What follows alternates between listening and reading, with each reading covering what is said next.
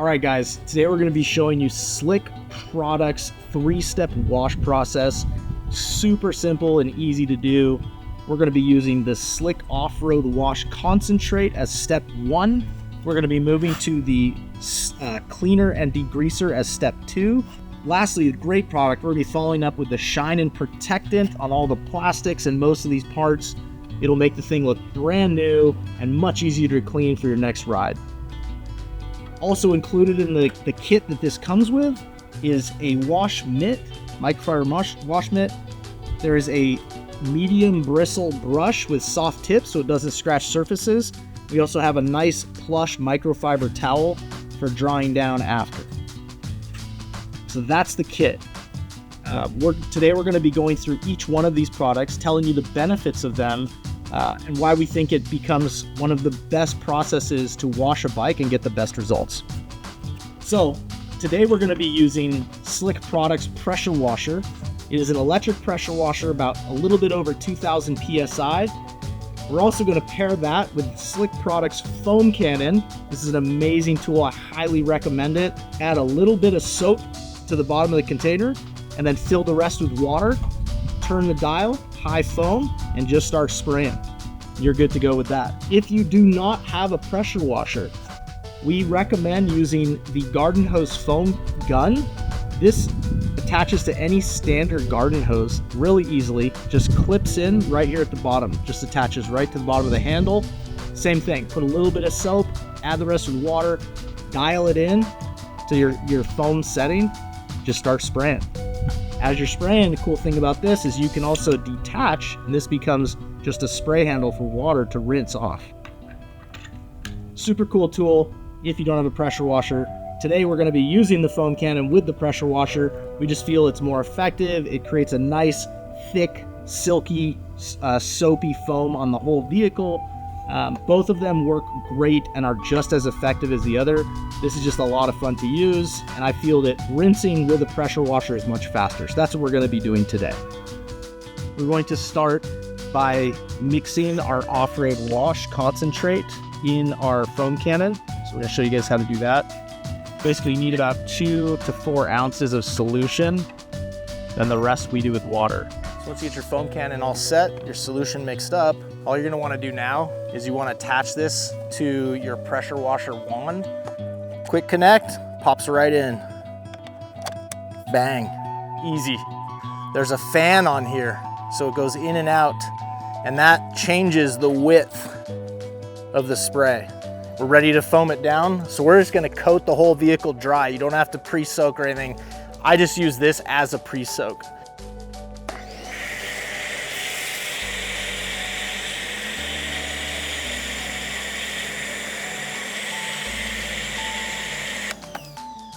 As you can see, it's just kind of soaking and eating into the dirt and mud right now. We're gonna wanna let it sit here for about 2 to 3 minutes, as long as you can without it drying up. You kind of want to let it just soak in.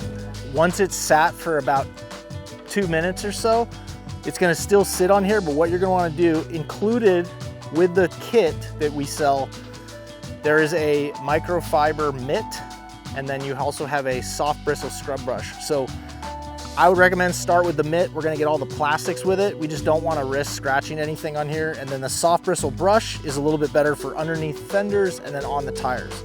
So really the only purpose of this is just to slightly agitate. You really wanna make sure that the product just lets the dirt and mud let go of the surface is what we're really trying to achieve. So just a quick, light agitation. Doesn't have to be everywhere. Just get what you can get as quickly as possible, because this process is supposed to be fast. Kind of get in any of these little like cracked areas, just lightly hit them. So once you get that agitated a little bit, lightly agitate, pop one of the tips on your pressure washer. I'm using 40. It's the biggest fan I have. It's just so that I don't want like a lot of the pressure blasting in these seals. So I'm taking extra precaution. Just use this, fan at 40 degrees, you're good. And then we're just gonna go over it, wash it off. So as I'm doing this part around the battery and the motor, I'm just trying to give it some space, probably about 2 feet at least away. Just give it some distance, come back in later if you need to. Use the cleaner degreaser, don't risk it. Not a lot of scrubbing even needed. It just eats it away and it's good. All right, so step 2, we're gonna use the cleaner and degreaser. Again, that is a non-corrosive product. You don't have to worry about it getting on any anodized parts or anything. We're just really gonna focus it on probably just a little bit more around the tires, probably a few places like underneath the fenders, a little bit more, and then around the chain and sprocket, and that's it. Okay, so cleaner and degreaser time.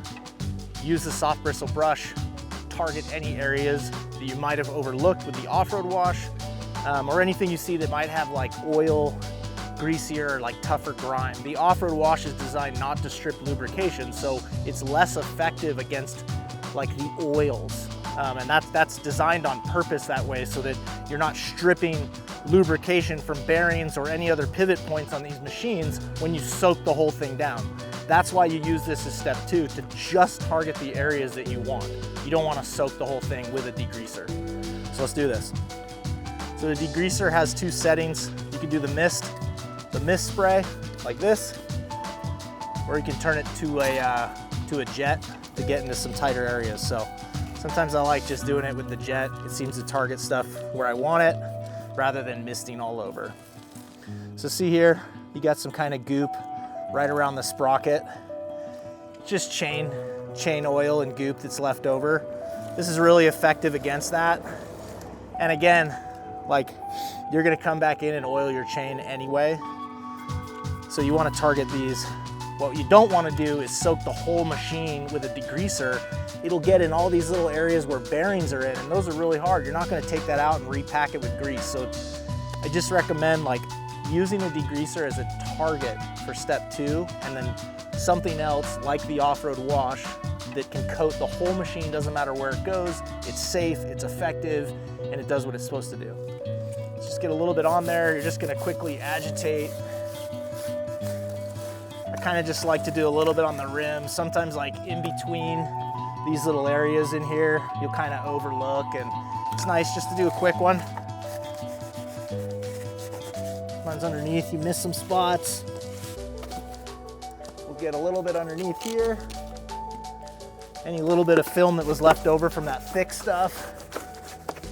Boom. Come around to the other side of the tire. Hit it a couple times.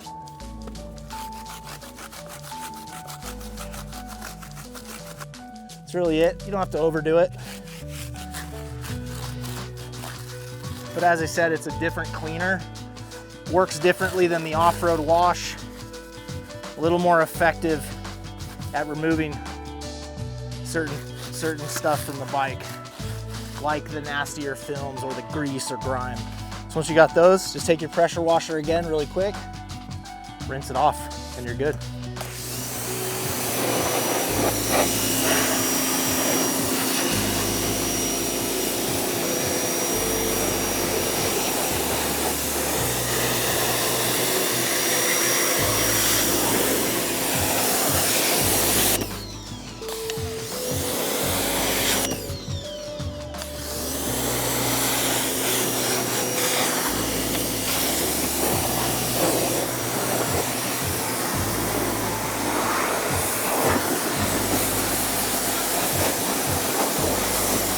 All right, so once you've finished step 1, step 2, bike should be perfectly clean, which it is right now.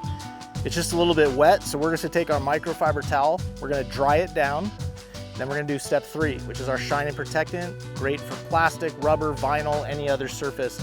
On this, we're doing all the plastics underneath the fenders and around some of the wheels and on the rims, and we're gonna wipe it down again. We'll just use the other side of the towel. So let's start. We'll go gray side to dry, flip it, green side to buff this in.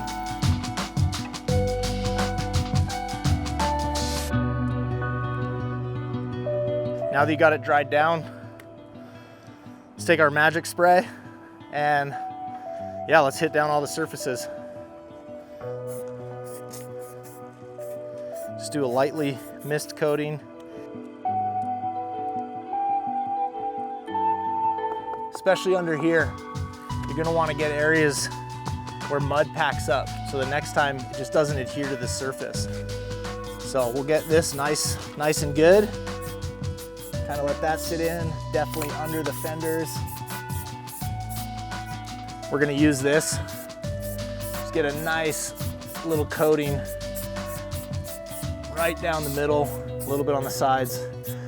So that's pretty much it. What you don't wanna do, don't put this on the shrouds where you're gonna pinch with your legs. Don't put it on your seat. Don't put it on your grips. Try to avoid all those areas. Just really hit any exterior parts that you wanna look shiny, look new. And then any parts that you wanna keep the mud from adhering, like we said, under the fenders, the skid plate in the front to really stop the mud from packing there. And that's it. And then once it sits for a little while, give it a few minutes or leave the bike in your garage overnight. Come back the next day, use your towel. We're gonna use the other side. We're just gonna buff it in, at least on these outer plastics. The rest of the stuff that's underneath, I would just leave, I wouldn't touch it. And the reason I don't wanna touch it, underneath on the thick areas is because I want it thick there so that when the mud hits it next time, I've got a nice layer. And one tip is if you bring this with you in your gear bag to the track, pull this product out right before you ride or hit the trail, whatever you're doing. Give it a nice little coating underneath, definitely in the front again, where mud's gonna pack up.